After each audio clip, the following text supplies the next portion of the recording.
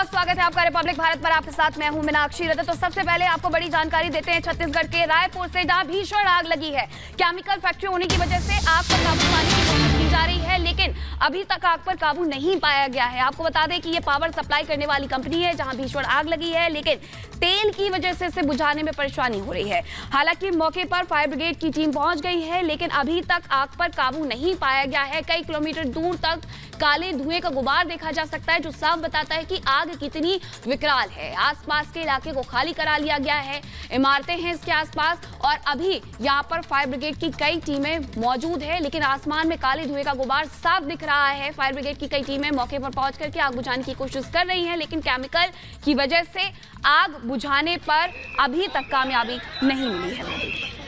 और ये तस्वीरें हम आपको दिखा रहे हैं। आग बुझाने की कोशिशें लगातार की जा रही हैं, लेकिन अभी तक सफलता नहीं मिली है। मौके पर दमकल की कई गाड़ियां मौजूद हैं। आसपास के प्रशासन से भी संपर्क किया जा रहा है कि जरूरत पड़े तो और गाड़ियां बुलाई जाएं, लेकिन अभी कोशिश यही है कि जल्द से जल्द आग पर काबू पाया जाए। लेकिन जैसा हम लगातार आपको बता रहे हैं, वहां ज्वलनशील पदार्थ बड़ी संख्या में हो सकता है, इसलिए आग फैलती जा रही है। कोशिश यही है कि जल्द ही आग पर काबू पाया जाए। आग कैसे लगी है, क्या कारण रहे हैं, इसका खुलासा नहीं हुआ है। इसके लिए भी अब जांच की जाएगी। सुनवाते हैं जरा वहां क्या इस समय स्थिति चल रही है। वो जरूरी है, लेकिन लोग लगातार अभी आसपास हैं, उनको हम लोग निकाल रहे हैं। आजू बाजू की लोकेलिटी में भी कुछ लोग, हाँ, उनको लगातार हम लोग बोल रहे हैं कि बाहर निकलें, और ताकि यहाँ से अधिकतम जगह को हम लोग को खाली कराने की जरूरत है। फायर टेंडर भी कई सारे आ गए हैं, और उसमें फोम के भी कुछ टेंडर अभी आ रहे हैं। हमारे साथ हमारे सहयोगी संदीप जुड़ गए हैं। संदीप, अभी मौजूदा स्थिति क्या है? आग को बुझाने की कोशिश की जा रही है। फायर ब्रिगेड की कितनी टीमें वहां पर पहुंची हुई हैं?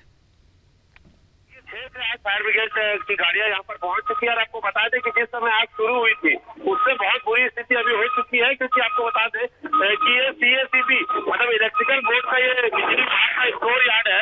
यहाँ पर सैकड़ों की संख्या में ट्रांसफार्मर यहाँ पर थे, और जब बताया जा रहा है कि शॉर्ट सर्किट हुआ और एक ऑयल का टैंकर था, वो ब्लास्ट हुआ शॉर्ट सर्किट के बाद, उसके बाद से आग लगी है। और आपको बता दें कि ट्रांसफार्मर जो है, आपको बता दें कि ट्रांसफार्मर में 400 से 500 लीटर ऑयल होता है।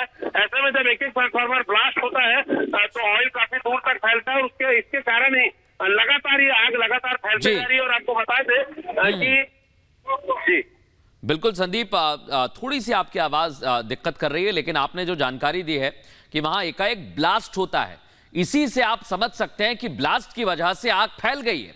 और पीछे जो बैकयार्ड है, वो वहां से ये तस्वीर हम आपको दिखा रहे हैं, जहां आग की लपटें अभी भी हैं और बुझाने के प्रयास किए जा रहे हैं। साथ एक और बड़ी खबर बिहार से, जहां महागठबंधन में शामिल हुए है वीआईपी पार्टी। आरजेडी ने मुकेश सहनी को 3 सीटें दी है। 3 सीटों पर सहनी की पार्टी चुनाव लड़ेगी। आरजेडी अब बिहार में 23 सीटों पर चुनाव लड़ेगी। आरजेडी ने मुकेश सहनी की पार्टी को पूर्वी चंपारण, झांझरपुर और गोपालगंज की सीट दे दी है। आपको बता दें कि इसके पहले एनडीए का हिस्सा थे, लेकिन अब मुकेश सहनी महागठबंधन का हिस्सा है, और उन्होंने अपनी पार्टी वीआईपी का मर्ज कर दिया है, और 3 सीटों पर चुनाव लड़ेंगे। लोकसभा के जो सीटें हैं उनका नाम पूर्वी चंपारण, झांझरपुर और गोपालगंज है, जो सीटें उन्हें दी गई हैं आरजेडी के द्वारा।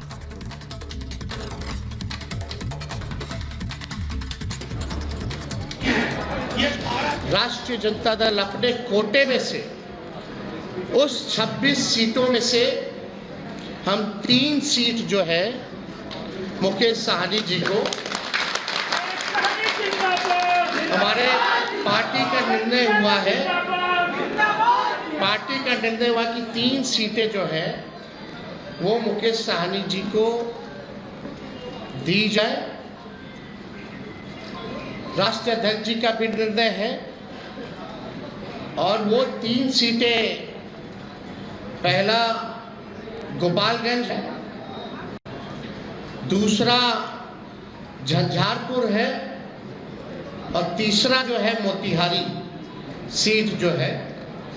ये फैसला हुआ है कि ये 3 सीटों पर मुकेश सहनी जी की पार्टी चुनाव लड़े। वहीं कांग्रेस नेता पप्पू यादव के पूर्णिया से नामांकन भरने पर कांग्रेस ने चेतावनी दे दी है। पहले पप्पू ने अल्टीमेटम दिया था, और अब कांग्रेस ने उन्हें 8 अप्रैल तक का अल्टीमेटम दे दिया है। यानी बिहार में पूर्णिया सीट पर घमासान बढ़ने की आशंका है। देखें रिपोर्ट।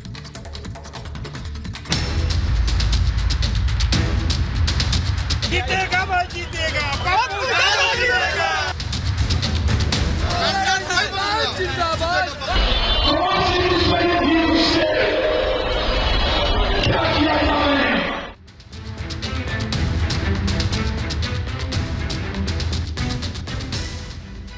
पूर्णिया लोकसभा से नामांकन करके पप्पू यादव ने बगावत कर दी।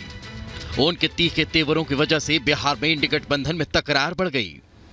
हालात ये हो गए कि कांग्रेस को पप्पू यादव को चेतावनी देनी पड़ी, लेकिन पप्पू यादव कहें जो बात मानने को तैयार ही नहीं।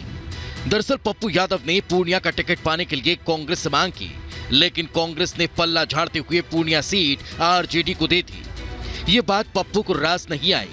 वो पूर्णिया से लड़ने के लिए लालू यादव के घर पहुंच गए, जहां उन्होंने पूर्व डिप्टी सीएम तेजस्वी यादव और आरजेडी प्रमुख से मुलाकात की, लेकिन वहां से निराशा हाथ लगी, क्योंकि लालू ने आरजेडी के संबल पर बीमा भारती को चुनाव मैदान में उतार दिया। इससे पप्पू यादव का पारा हाई हो गया और उन्होंने 4 अप्रैल को पूर्णिया से निर्दलीय नामांकन दाखिल कर दिया।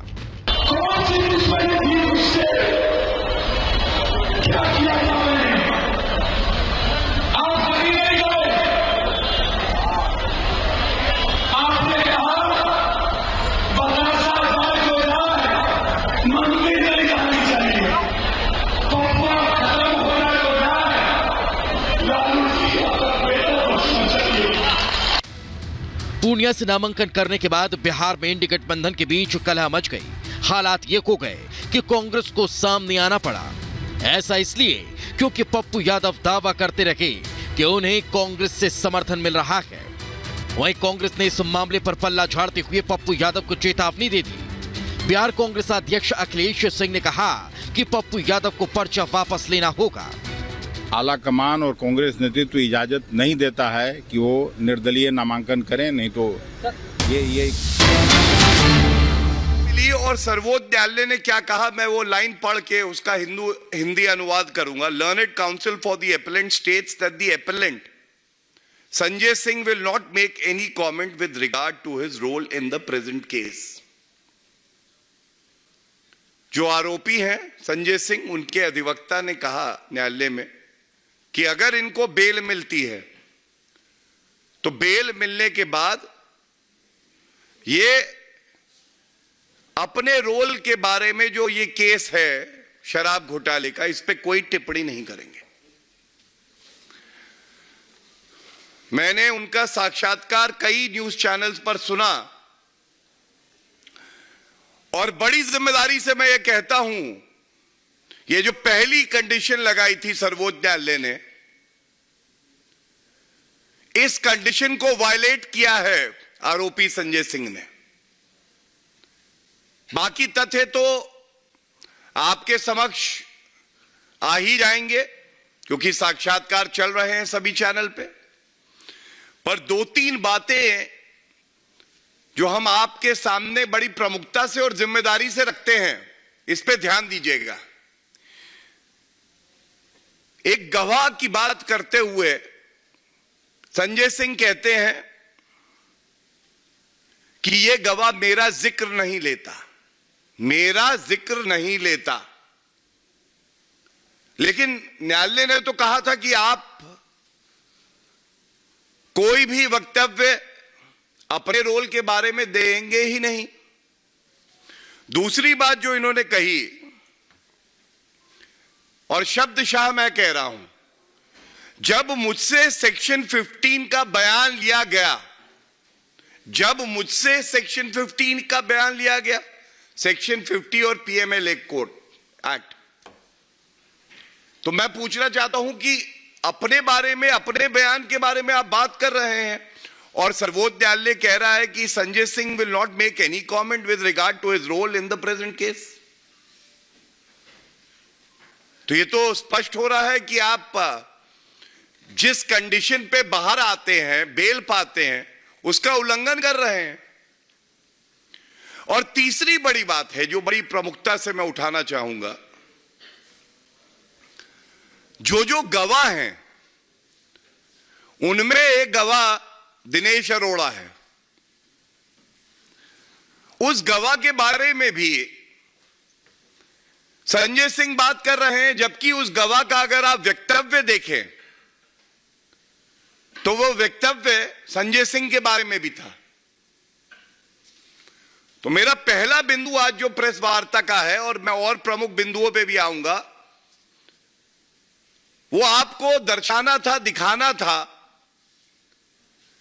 कि ये संजय सिंह हो या अरविंद केजरीवाल हो या मनीष सिसोदिया हो, इनके चरित्र में, इनके डीएनए में संविधान को तार-तार करना और सर्वोच्च न्यायालय और बाकी न्यायालयों का अपमान करना, अवमानना करना है।